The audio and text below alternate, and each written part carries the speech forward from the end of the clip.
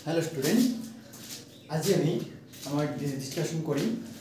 সায়েন্সৰ এটা টপিক পোহৰৰ প্ৰতিফলন মানে ৰিফ্লেকশন লাইট ৰিফ্লেকশনৰ বিষয়ে আমি আলোচনা কৰিম ঠিক আছে তোমালোকে মন দি চাবা কিবা অসুবিধা হলে কমেন্টত জনাবা ঠিক আছে তো আমাৰ লাইট ৰিফ্লেকশন কি হয় মানে পোহৰৰ প্ৰতিফলন কি হয় কেনেকুৱা হয় আমি আজি ডিটেইলছত এটা শিকিম ঠিক আছে তো আমি এটা সাপোজ আমি এটা ধৰিছো মিৰৰ ইয়াতে মিরর মানে কি কই এটো আমি জানি কি বলি কম দাপন ঠিক আছে এটা দাপন আছে সাপোজ আমি প্লেন সারফেসত আমি ৰাখিছো দাপনটো তোমালোকৰ ঘৰৰ যিবিলাক আমি হাজিবলৈ ব্যৱহাৰ কৰো ঘৰত ৰেগুলাৰ সেইবিলাক তো তোমালোকে চাব পাৰা তো আমি কি কৰি এইটো আমি এটা দাপন লৈছো এটা ঠিক আছে আমি কি হ'ব দাপন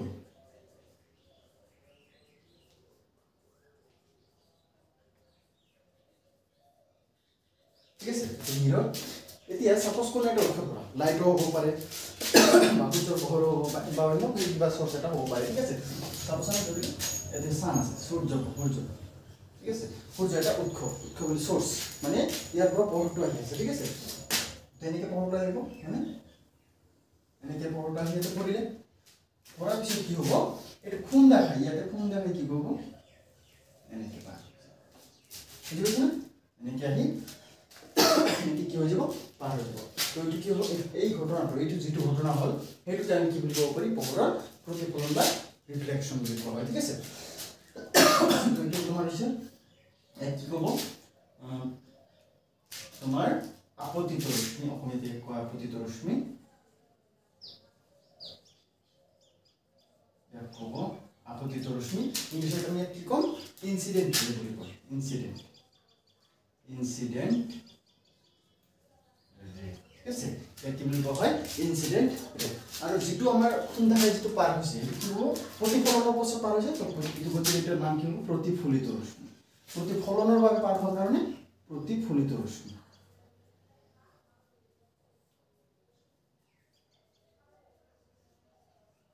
এটো প্ৰতিফলিত ৰশ্মি ইংলিছত ইয়াক কি হ'ব ৰিফ্লেকশন এংগেল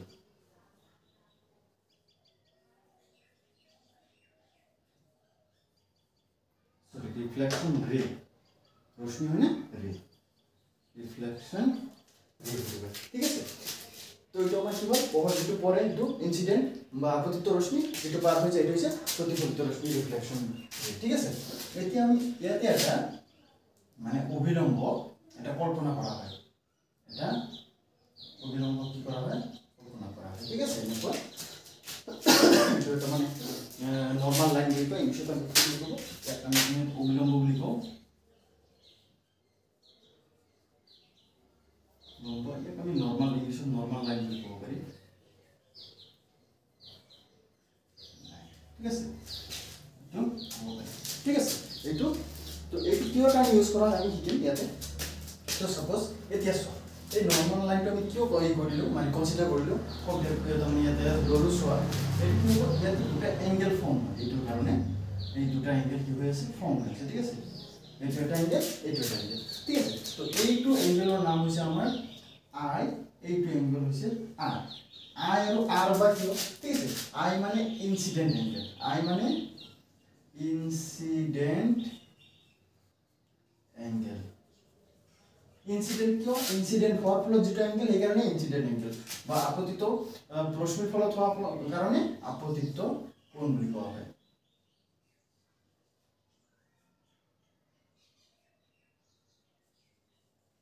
আপতিত কোণ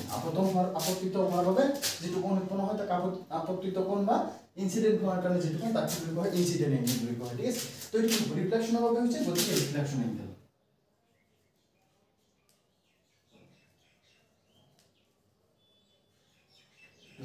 রিফ্লেকশন এঙ্গেল আর অসমীয়াতে কি কম প্রতিফলিত কোণ হয়নি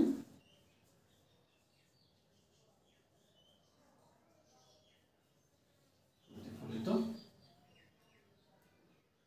ঠিক আছে তো এইটো আছিল আমাৰ সম্পূৰ্ণ ইয়াৰ প্ৰতিফলনৰ ঘটনা ঠিক আছে এটা তোমাৰ সোৰ্সৰ পৰা বগৰা দি খুন্দা খাই পাৰো ইনসিডেন্ট ৰে আৰু এইটো ৰিফ্লেকশন মানে ইনসিডেন্ট ৰে হ'ব ৰিফ্লেকশন ৰে ঠিক আছে তাৰপিছত এইটো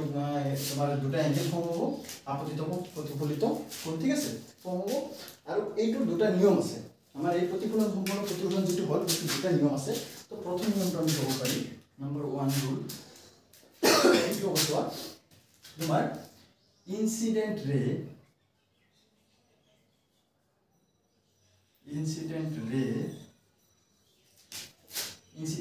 কমা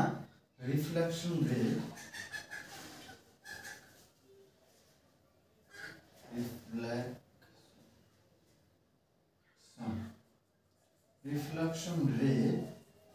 and normal line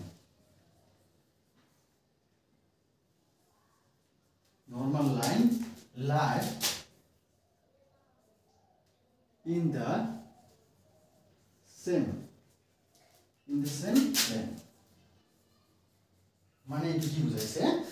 আপতিত রশ্মি প্রতিফলিত রশ্মি আর আপতন বিন্দুর পৰা অবিলম্ব একেখন সমতলতে থাকে ঠিক আছে এটা মই কি লিখিম আপতিত রশ্মি কমা প্রতিফলিত রশ্মি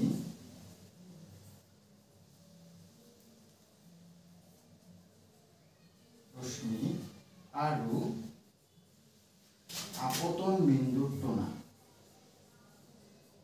আপতন বিন্দুত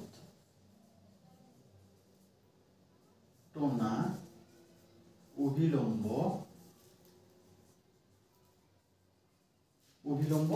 একেখন সমতলত থাকে